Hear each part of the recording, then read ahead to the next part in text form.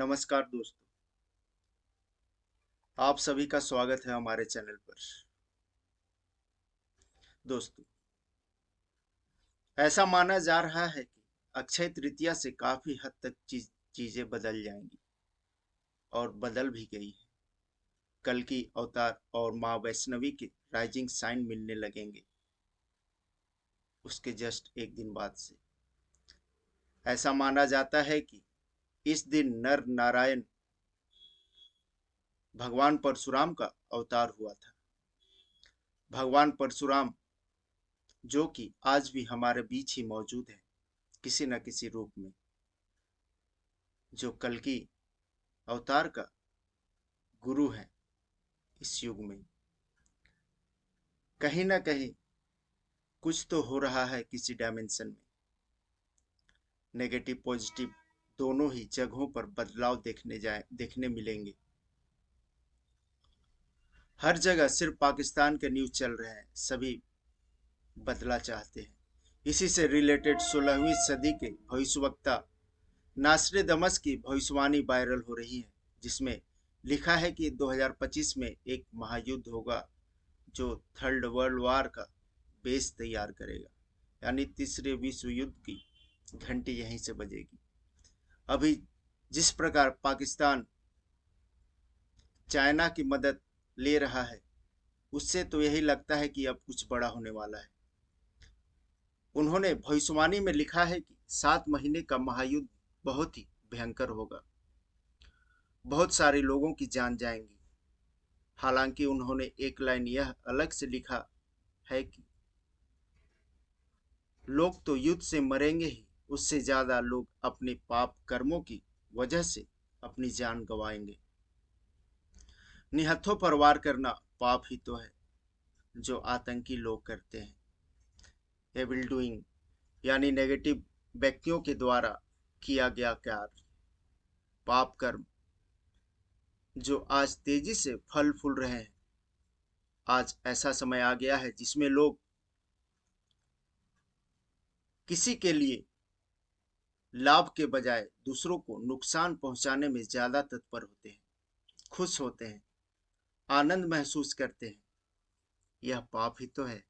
अगर कोई किसी गरीब के हक का निवाला मारता है तो वह खून के आंसू रोता है। यही देखकर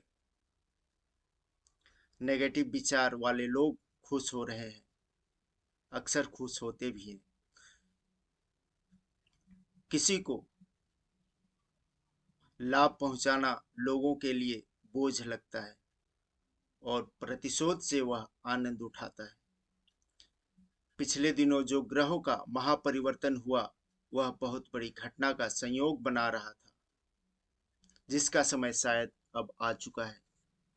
मंगल का कुंभ राशि में प्रवेश करना युद्ध का ही संयोग बना रहा था, जो 2022-23 से बन रही थी, और अलग अलग देशों के बीच युद्ध भी शुरू हुए थे। चीन का मुस्लिम कंट्रीज के साथ मिलकर हिंदू राष्ट्र पर आक्रमण की भविष्यवाणी भी की गई है। माय डियर फ्रेंड्स, परिवर्तन का समय आ गया है, वैसा महापरिवर्तन जो सब कुछ तबाह करके सब कुछ बदल कर रख देगा। असत्य का विनाश करके सत्य को विजय बनाना है। हमें ऐसे युग का निर्माण करना है जहां सत्य, धर्म एवं भक्ति हो। संत अच्युतानंद दास जी ने कहा है, ना ही बेसा बेड़ा औल निकटे हुई बेदिखा, यानी महापरिवर्तन के लिए तैयार रहो, जो बहुत जल्द देखने को मिलने वाला है। हमारे वीडियो का मकसद लोगों को जागरूक करना है, ताकि लोग धर्म पर चलें, एक दूसरे का साथ दें, भगवान से कनेक्ट करने का प्रयास करें।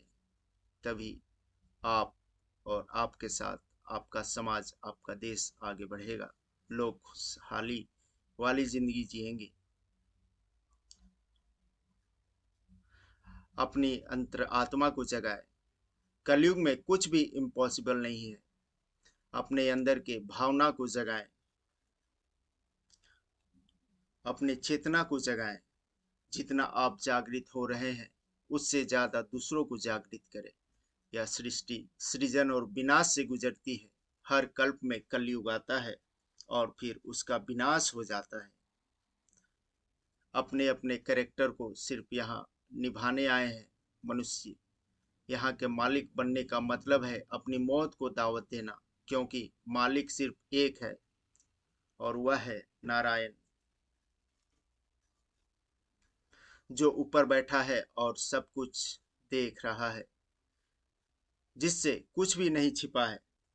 वह ऊपर से सब कुछ देखकर ही इस धरती पर आया है कल की अवतार के रूप में, उसका हिसाब किताब लगाने। युग टोटली स्क्रिप्टेड होते हैं। स्क्रिप्ट खत्म होने के बाद हर मूवी का दी एंड होता है, तो इस कलयुग का भी दी एंड निश्चय और निश्चित है। एक गाना है, चाहा है तुझको चाहूंगा हरदम, मर के भी दिल से ये प्यार न होगा कम। इसमें एक लाइन है जो आगे आपको इस गाने में सुनेंगे। रास्ते में खोई है मंजिलें मेरी, मेरे साथ जाएंगी मुश्किलें मेरी। यानी मुश्किल तभी तक है जब तक आदमी जिंदा है, मनुष्य जिंदा है, वह अपनी जिंदगी जी रहा है, उसके बाद कोई मुश्किल नहीं है। Thank you. Like and subscribe my channel.